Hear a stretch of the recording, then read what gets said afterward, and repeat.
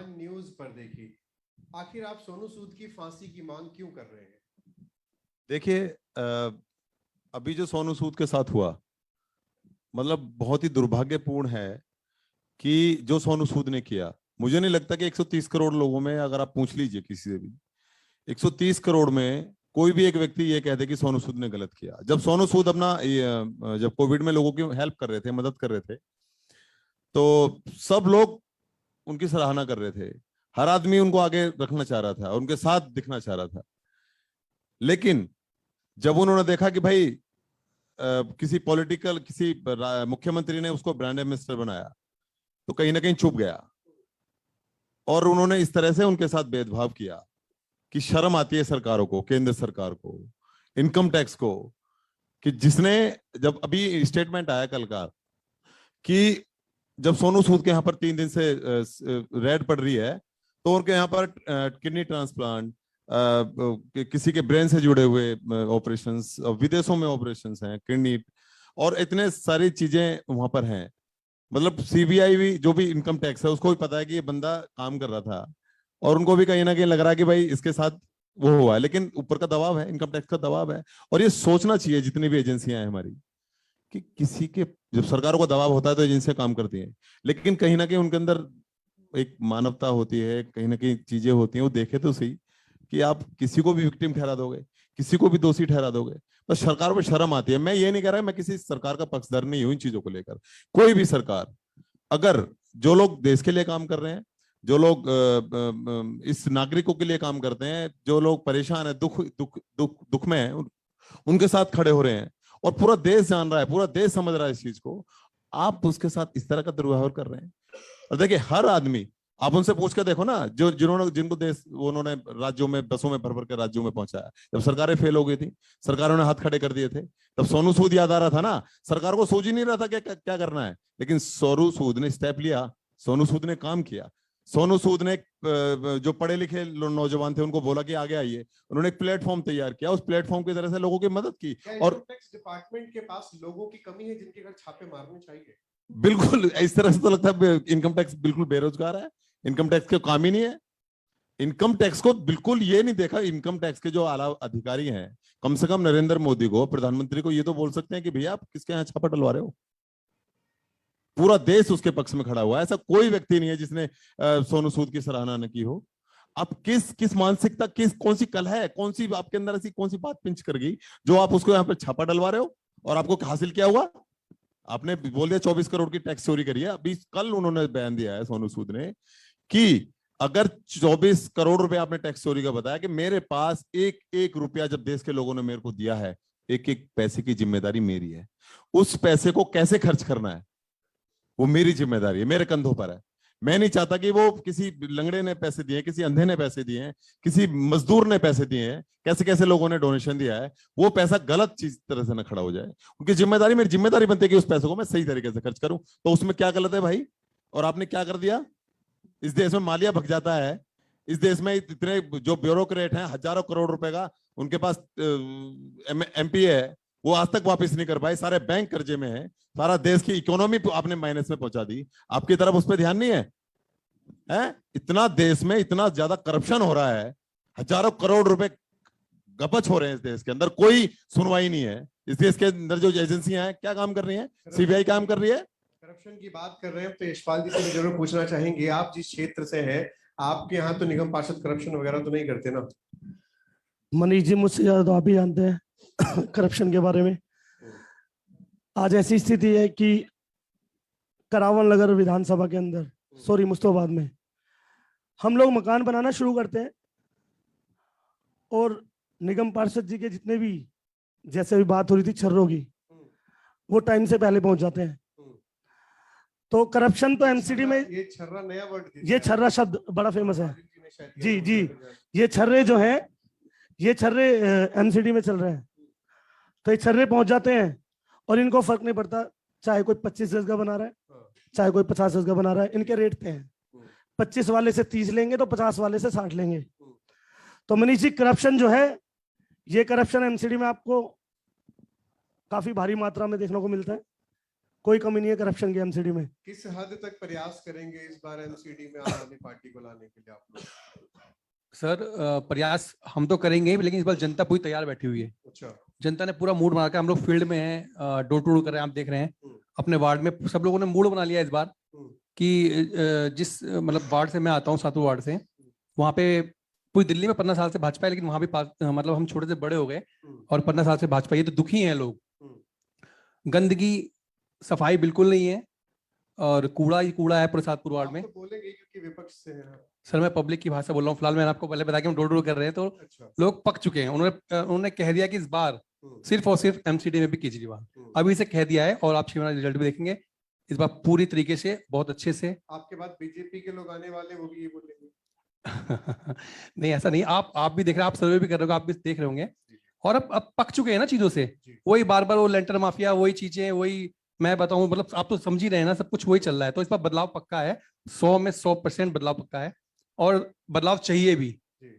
दिल्ली सरकार ने हिसाब से काम किया, उस हिसाब से बदलाव चाहिए और जब बदलाव होगा तभी एमसीडी में कुछ होगा, नहीं तो एमसीडी इसी ठर्रे पे चलती रहेगी, इसी ठर्रे पे चलती रही है, इसी पे चलती रहेगी, वही गंदगी और वही भ्रष्टाचार। तो इसका एक सॉल्यूशन है कि इस बार सिस्टम बदला जाए।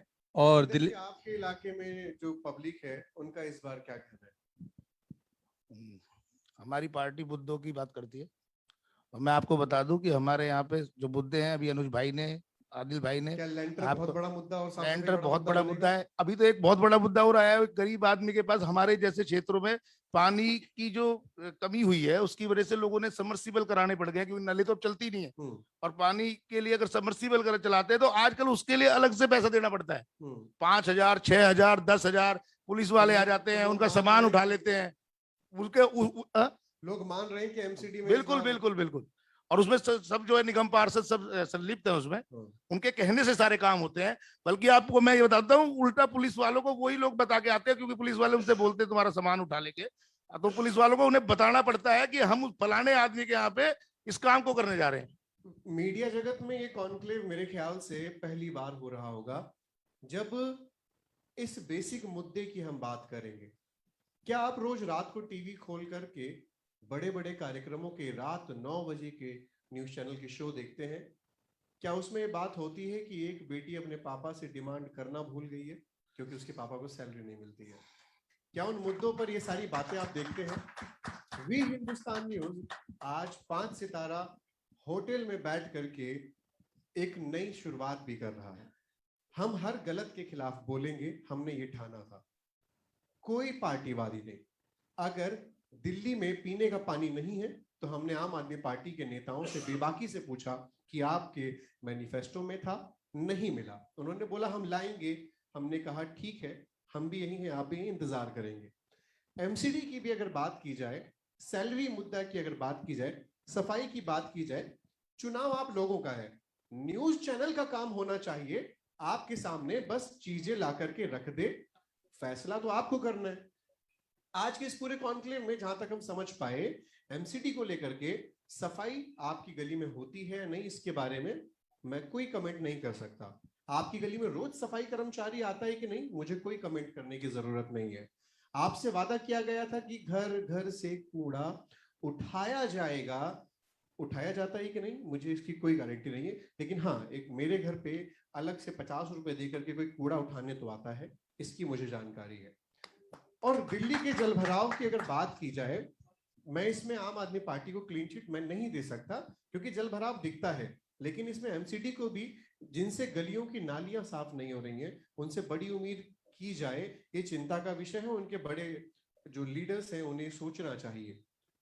4.5 साल दिल्ली के एमसीडी में लोगों ने, मतलब अब देख रहे हैं 4.5 साल बाद कि दिल्ली में संडे वाले दिन भी कूड़े की गाड़ी स्वच्छ भारत का इरादा कर लिया हमने कहते हुए आती है। इस इरादे को करने में जो 4.5 साल लगे, ये चिंता का विषय है। इस इरादे को पहले हो जाना चाहिए था। फिलहाल वे हिंदुस्तान न्यूज ने जिस बेसिक मुद्दे को इस बड़े मन से, मनीष भाई मैं एक बात कहूंगा एमसीडी को लेकर। एमसीडी, ये तो सच है कि एमसीडी एशिया का सबसे करप्ट डिपार्टमेंट है, इसमें कोई दो राय नहीं है। और 15 सालों से भाजपा की सरकार एमसीडी के अंदर है, 15 साल से, समझ रहे हो आप। और 15 साल के बाद भी एमसीडी के लोग, एमसीडी के नेता, भाजपा के लोग ये दावा करते हैं कि हम एमसीडी को और बेहतर करेंगे।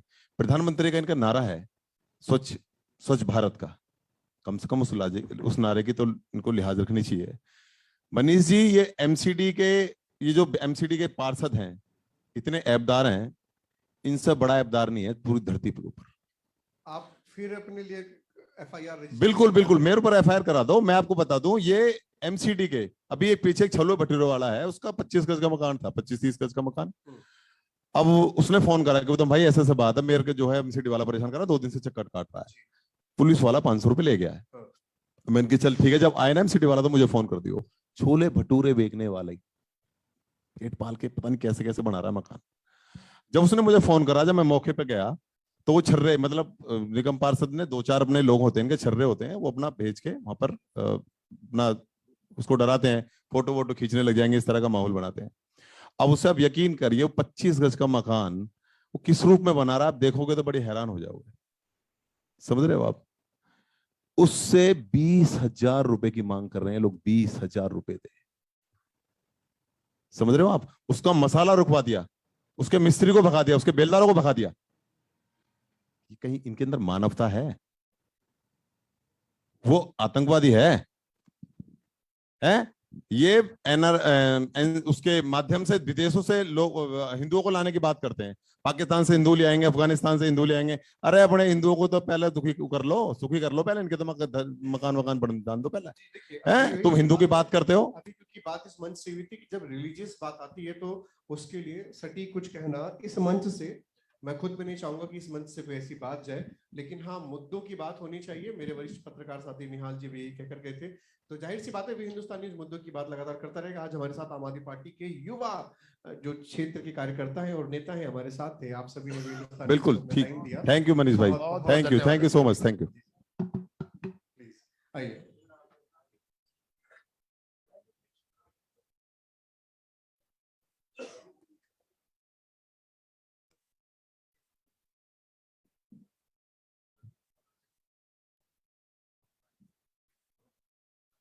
रंजीता धामा जी हमारे साथ है, लोनी से नगर पालिका चेयरमैन है। रंजीता धामा जी से मैं निवेदन करूंगा कि आप हमारे साथ मंच पर आए और अपने एक्सपीरियंस को साझा करें।